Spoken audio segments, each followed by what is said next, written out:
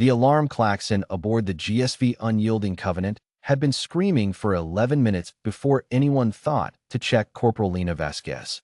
Commander Evan Reese stood at the center of the bridge, arms crossed, jaw tight, watching the wall of security feeds scroll past. 47 decks, 6,000 compartments, 2 missing Vrethkai cubs, offspring of Ambassador Scareth, the single most important diplomatic relationship humanity had managed to forge in 3 decades of interstellar contact. All sections report, Evans said flatly. Reports flooded in. Engineering, clear. Cargo bays 1 through 9, clear. Hydroponics, clear. Armory, clear. Medical, clear. Nothing. He pulled up the last confirmed sighting. 0347 ship time. 2 small heat signatures, each about the size of a large dog, but denser, moving through a maintenance corridor on Deck 12. Then static. The cubs had simply vanished. The Vrethkai were apex predators. Every crew member had attended the mandatory briefing. Do not approach, do not make direct eye contact, do not expose your throat, do not offer food from your hand. The cubs, though cubs was a generous translation, the creatures were already 4 feet at the shoulder, were considered especially unpredictable. Their threat assessment instincts hadn't fully developed, which meant they were simultaneously less controlled and more explosive than adults. Ambassador Scareth had made the stakes clear in his clipped, translated growl when he'd come aboard. My young are everything. Lose them, and no treaty holds. Evan pinched the bridge of his nose. Someone find Vasquez. She was on overnight watch for Deck 12. It took Security Officer Petrov another 4 minutes to report back. His voice, when it came over the comm, had a quality Evan had never heard from the man before. It took him a moment to identify it. Petrov was trying very hard not to laugh. Sir, you should come to Mess Hall B, Deck 7. Mess Hall B smelled like recycled coffee and synthetic bacon, the way it always did at 0400, when the overnight crew drifted in half asleep to fuel up before shift change. There were 8 people in the room when Evan arrived. All of them were standing very, very still. Corporal Lena Vasquez was asleep at a corner table. She was sitting upright, chin dropped slightly toward her chest, one hand still loosely curled around a ceramic mug. Her dark hair had come loose from its tie and fell across one cheek. Draped across her shoulders, both of them, 1 cub per side, their heavy furred bodies hanging like the world's most dangerous stoles, were the 2 missing Vrethkai cubs. They were also asleep. Their massive heads rested against Lena's collarbones. Their breath came slow and rhythmic.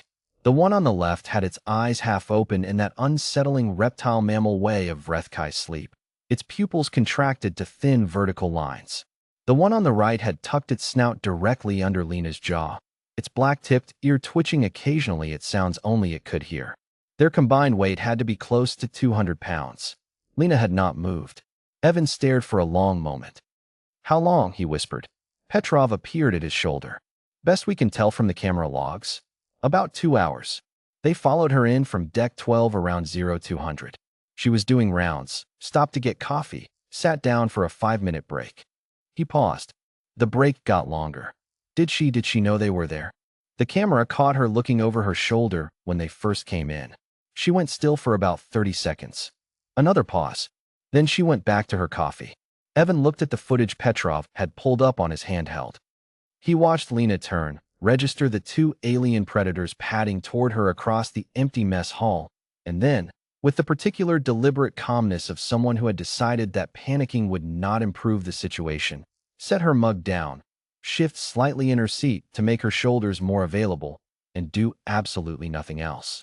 Within 6 minutes, both cubs were climbing her like furniture. She had let them arrange themselves. She had not flinched when 300 combined pounds of alien predators settled onto her frame. She had, apparently, finished her coffee one-handed with a cub head resting on her wrist, and then fallen asleep. Evan turned to the room. Has anyone contacted the ambassador?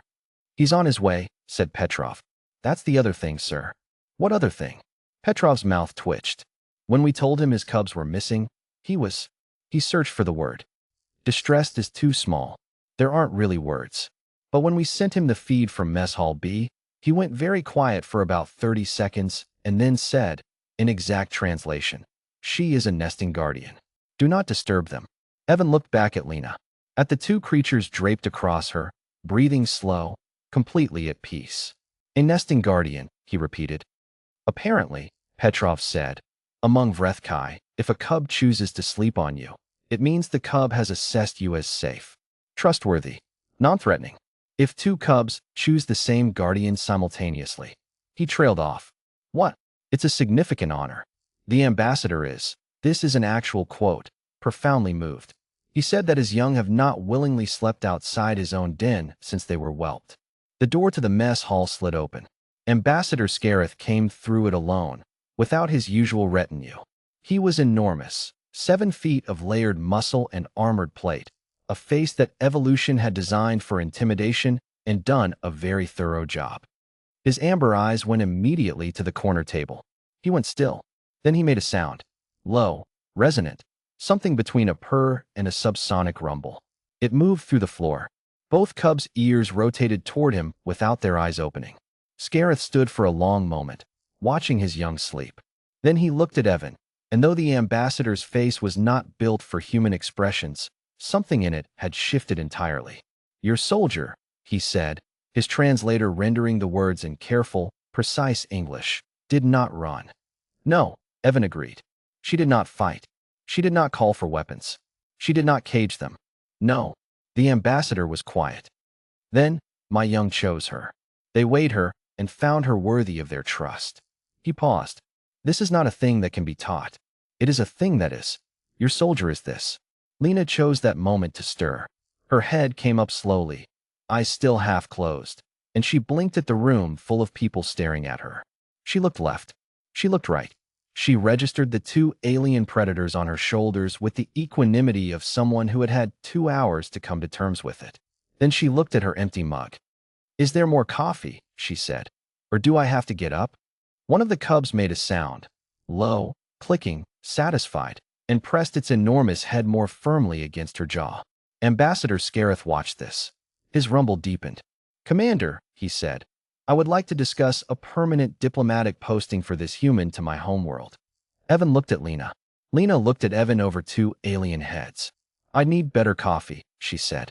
The ambassador, for the first time in recorded human Vrethkai contact, made a sound that the translator rendered, tentatively, as laughter.